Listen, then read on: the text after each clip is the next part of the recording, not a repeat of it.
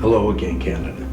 Last time we met, I said I would have a look at what the National Observer actually is and who actually owns it. So it's owned by a woman named Linda Solomon Wood, and it is a Class B corporation in Canada. And we're going to discuss why that means, because of its fundamental nature, it literally cannot practice journalism. Free your mind!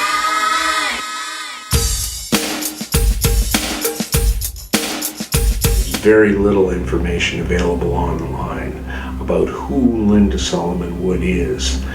What is available mostly comes from an interview she gave to something called Neiman Lab. Now, in that interview, it states that Miss Solomon Wood was one of those Americans who was going to move to Canada, which she did right after 9/11.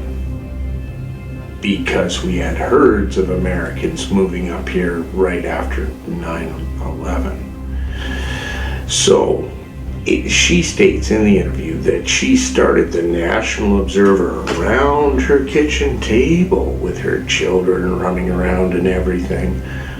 Very prosaic. And then 3 years later, she went for $1 million in funding on the Vancouver Stock Exchange. In an environment where some of the largest, most prestigious journals are failing, she managed to get $1 million off her kitchen table. Are you buying that? Because I'm not. I'm going to be looking more into you, Miss Wood. So here's the thing. B-class corporations are defined as purpose-driven, for-profit corporations designed to use business for the public good. And let's put a pin in that, because that has a very dark history. But to go on, so here's the thing. I'm a journalist. In all the work I do, I adhere to the ethics of journalism. So I cannot be purpose-driven. Go ahead and Google journalistic ethics. You cannot be purpose-driven and be a journalist, because if you're purpose-driven, you're a propagandist by definition. So for the National Observer to be regarded as a journalistic outlet is wrong on its face. The fact that the Liberal government has given Canadian taxpayer dollars to this company so it can ensure the fairness of our elections is ridiculous, and here's why. In 2012, I covered the student strike in Quebec and subsequent social unrest. During that time, I helped found a citizen media group called 99 Media. It has since become a very successful group. It is comprised of very motivated citizen journalists who receive no compensation for what they do. They do it because they think people need the information, and our mainstream media is not doing the job. So, in 2014, during the Quebec election, they made a documentary called Charte de Distraction. C'est une distraction, effectivement, de ces problèmes fondamentaux.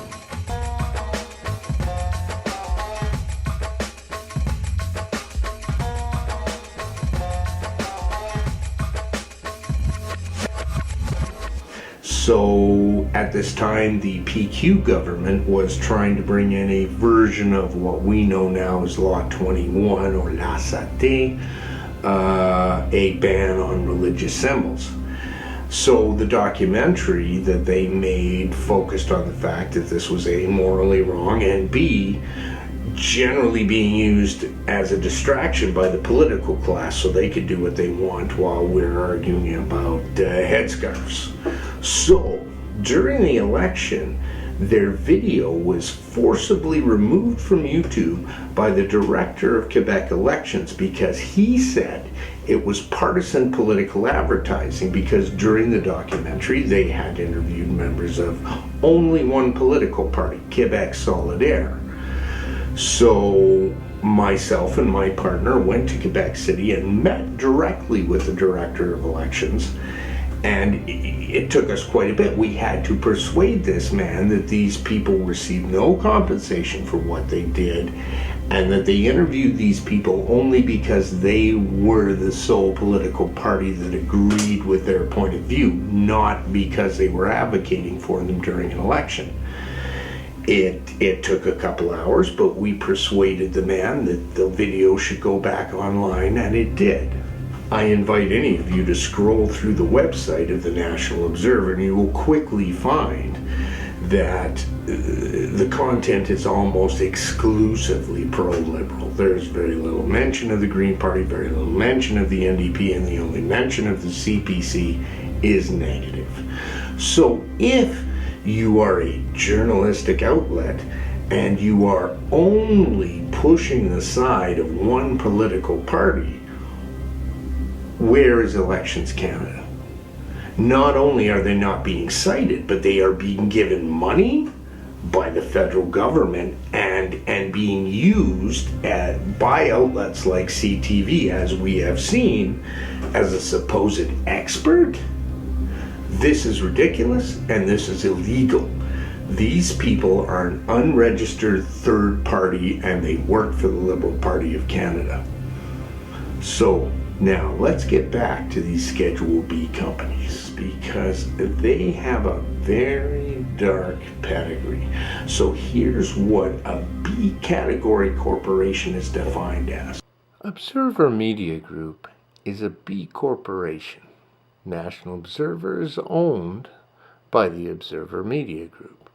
Certified B corporations are for-profit companies certified by the non-profit B Lab to meet rigorous standards of social, environmental performance, accountability, and transparency. Certified B corporations are leaders of a global movement of people using business as a force for good and aspire to use the power of business to solve social and environmental problems. Big shout out to Mr. Tim Poole, one of the original organizers of Occupy Wall Street. Hey Tim, I did Occupy in Montreal, worst camping trip of my life. He brought my attention to a book called European Business, Dictatorship, and Political Risk, 1920 to 1945. And let me tell you, if you're suffering from insomnia, I highly recommend this book. But what it does say is this about how the German Reich viewed business and how it fit into their ideology.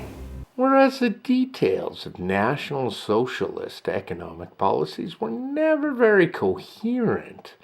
As Jeremy Feldman put it, the Nazis were anti-capitalist enough to be threatening to private enterprise and property, but flexible enough to take advantage of the efficiencies of capitalist enterprises.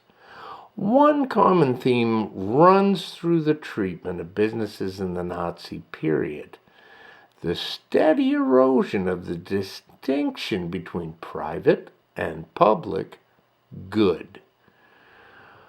Politics triumphed over economics, common good over private. Accordingly, entrepreneurs were supposed to invest for the benefit of the community of the German people and to support Germany's war policy, and not in order to maximize profits. Now, I didn't get me a university degree, but that sounds awfully similar to me.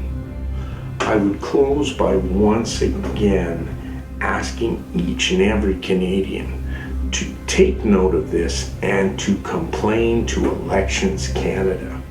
We have 90 days till the next federal election, and it really looks like somebody's trying to steal it. Free your mind.